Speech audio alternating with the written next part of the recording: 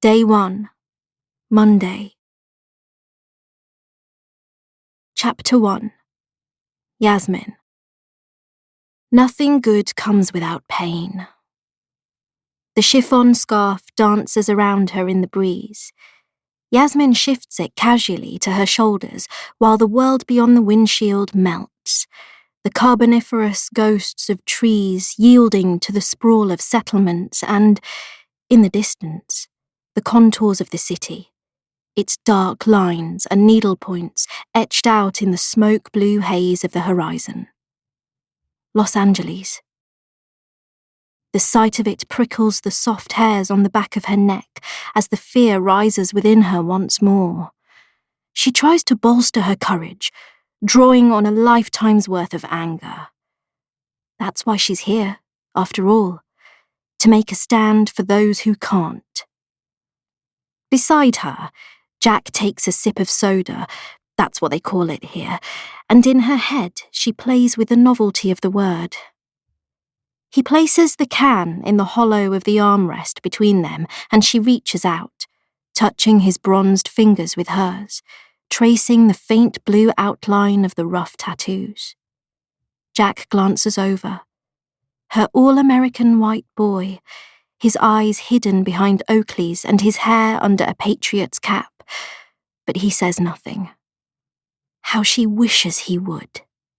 A sentence, a word, anything, just to reassure her or to show her that he too might be scared.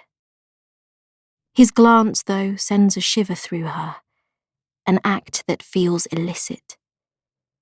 She breathes in the tang of his cologne and turns once more to look out at the vista. The landscape changes, the dead gradually giving way to the living. Taller buildings now, drawing closer to the freeway, packed in tight like matches in a box. Billboards and yard signs sprout like weeds. Vote Costa and Take Back America, or Greenwood for President and A Better Tomorrow.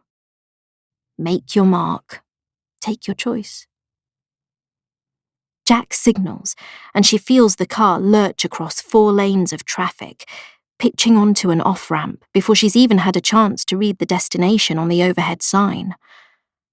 The soda rocks in its holster, a splash escaping, falling onto cheap black plastic. "Slow down," she says. "What's the hurry?" Jack looks over, and she feels that frisson again, the power of his stare.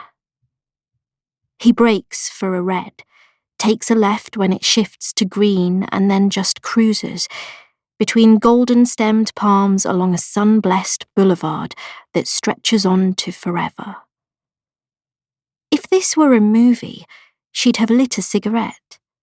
Instead, she lets the window all the way down and rests an arm on the doorsill, fights her rising fear and tries to lose herself in other thoughts. Everything will change today. A young mother in faded t-shirt and frayed dungarees propels a buggy along the shaded sidewalk, and for a moment, Yasmin dreams. Maybe a kid one day. Maybe even a house. She shakes the thought from her head. In a few hours' time, the world will be different, and she and Jack will never see each other again. It has to be this way. Miriam has told them so. They have hardly spoken this morning, not since leaving the safe house. She, dumbstruck by fear and the incomprehensible magnitude of what lies ahead, and he?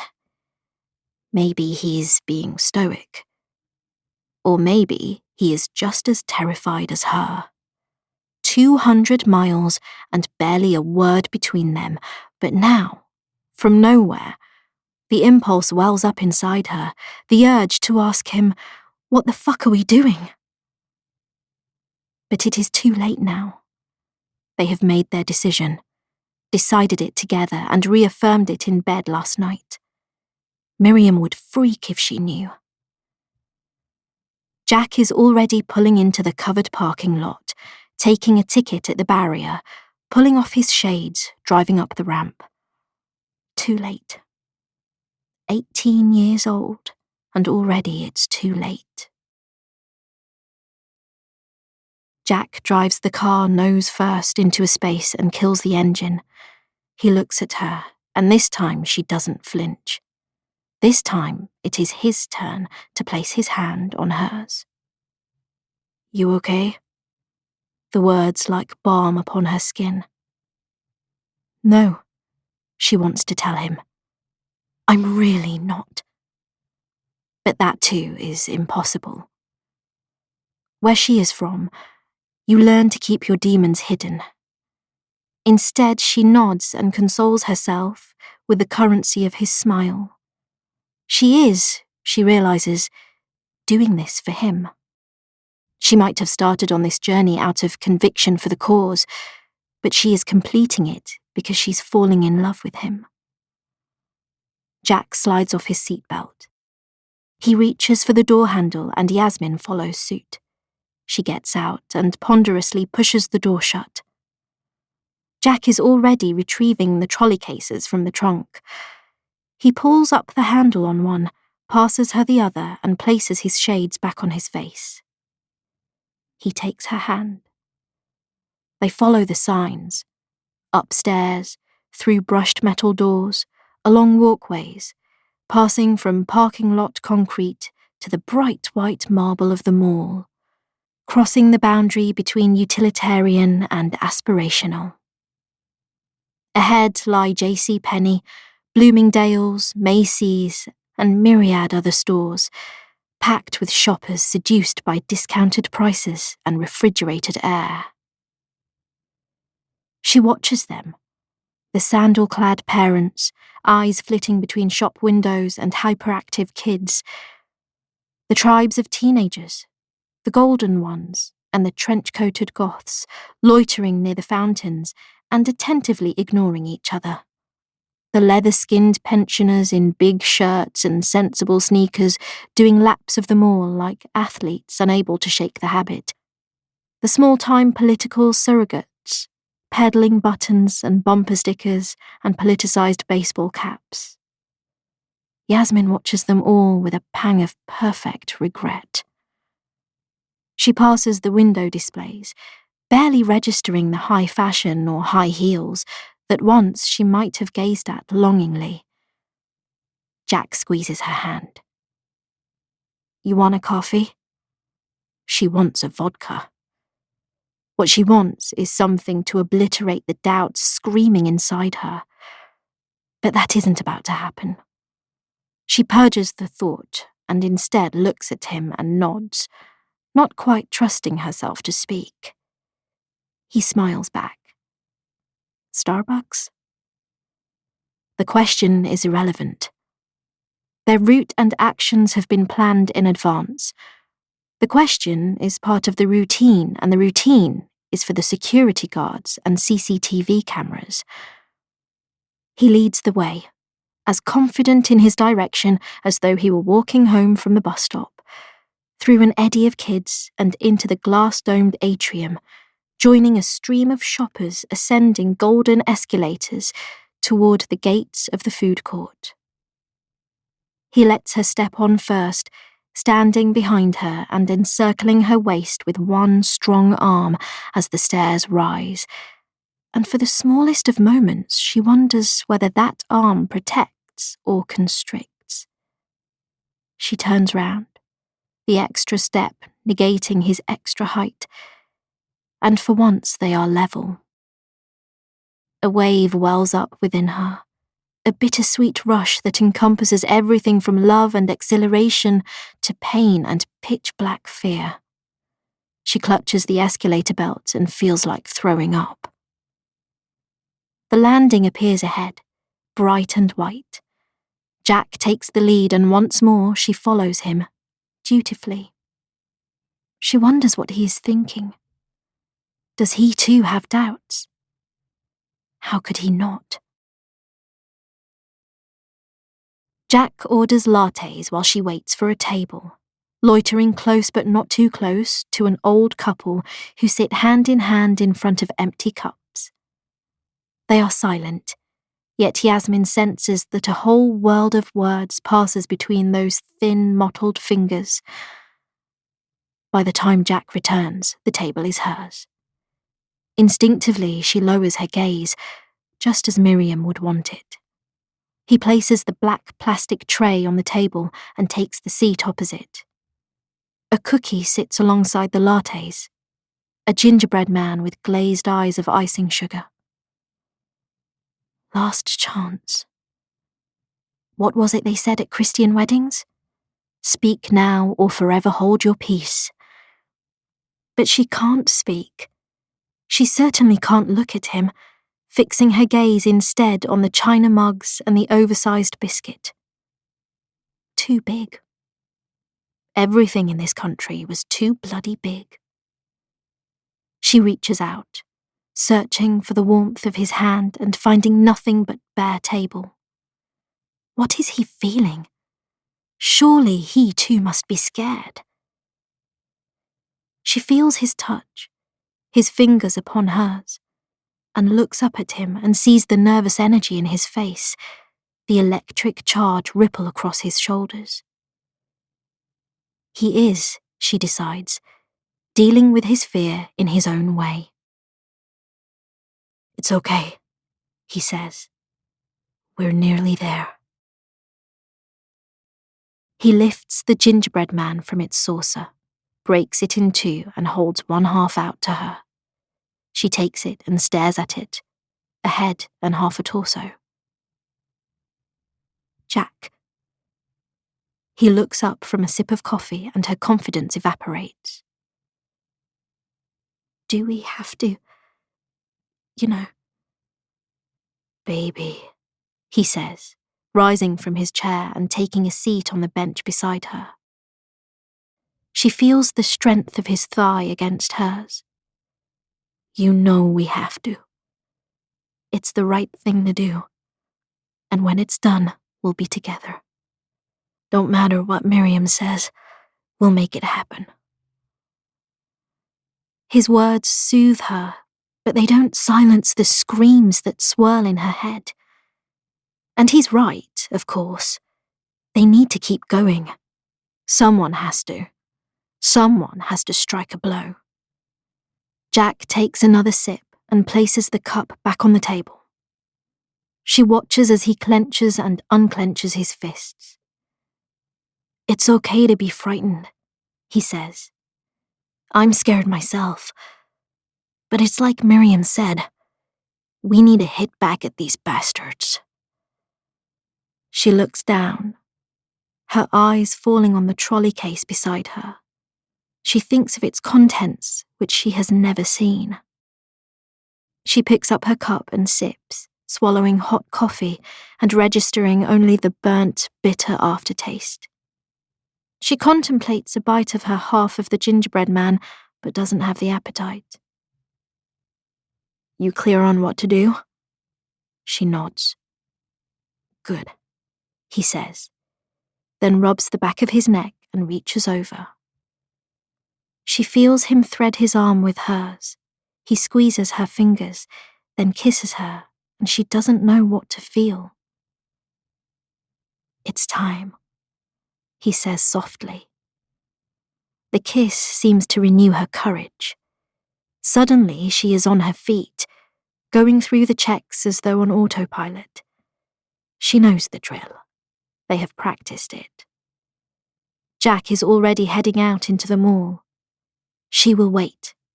2 minutes only. Enough time so that he can lose himself in the crowd. She spends the seconds clutching the handle of the trolley case, wheeling it forward and back. 2 minutes. It had seemed longer during the tedium of the dry runs, but now it is over too quickly. She pulls the case behind her and sets off, joining the sea of bodies making for the escalator. She heads down, past carefree faces going the opposite way. It hurts to look at them, so instead she stares at her feet. 3 minutes to reach the pre-arranged location. The landing outside the radio station. the shock jocks broadcasting their poison into a million minds. Odd that the station should be in a mall, but then its positioning is one of the reasons Miriam has chosen it as a target. It'll send a powerful message. Jack will be inside by now, in the reception area. At least that is the plan. She is not to enter, just plant her bomb in the hall outside and wait among the crowds for him to plant his and return. They will make their way back to the car and drive a safe distance, and then phone in the warning. No innocents will get hurt. Miriam has been categorical about that, and she has faith in Miriam. Absolute faith. But then she triggers the sensors on the automatic doors. They open. Jack is not there. She hesitates, hovering on the threshold, peering into a different world from the throng of the mall beyond, a world of white antiseptic light, of sofas and flat screens, and blonde receptionists behind a gleaming desk.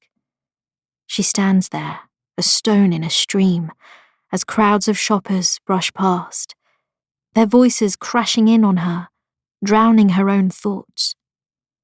A security guard is already assessing her for signs of threat. But there is no sign of Jack. Where is he? She steps back and collides with an old woman in sunglasses and sneakers. She mumbles an apology, but with one eye still scanning for Jack. Her heart is pounding. She needs to keep calm.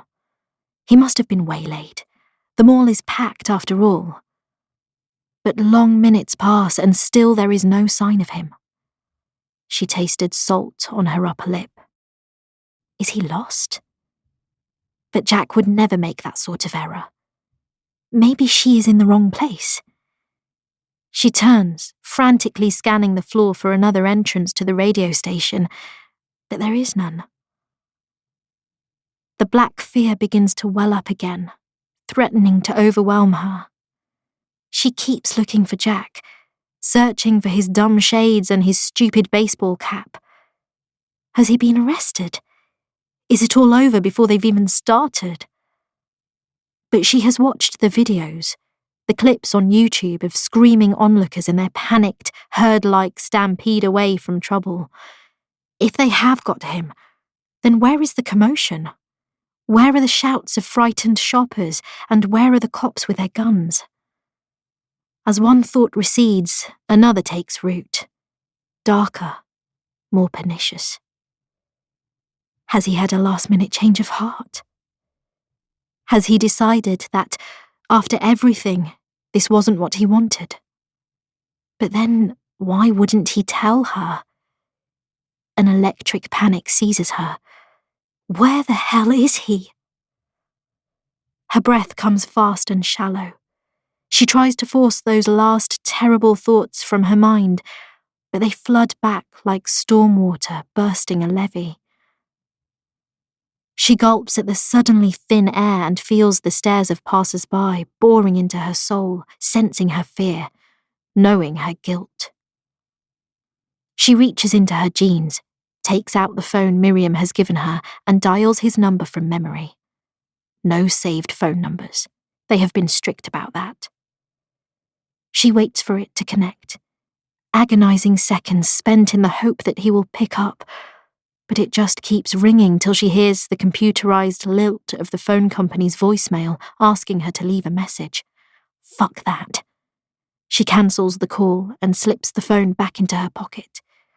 Something is clearly wrong. The plan is quite specific. Plant the bombs and leave together. She cannot get out of here without him. She doesn't understand. Frantically, she searches for somewhere she can dispose of the case, an exit, a toilet, even a bin for fuck's sake. Then she remembers the corridor, the concrete stairwell to the parking garage. It would do. She runs, wheeling the case behind her, fighting through the crowd, ignoring their protests as she barges past. She can see them now, the brushed metal doors just a few hundred meters away. She runs on, closing the distance. 400 yards. 300. She feels her phone vibrate. Jack. It must be Jack. She slows to a walk, pulling her phone from her pocket. She does not recognize the number, but it doesn't matter. Whoever it was has ended the call, and suddenly she knows it's too late. She hears another phone begin to ring. It is inside her trolley case. She doesn't know what it is, and at the same time knows exactly what it means. Yasmin Malik drops the phone in her hand. She thinks of her brother and begins to recite the declaration of faith. There is no God but God, and Muhammad is his... And then the bomb in her case explodes.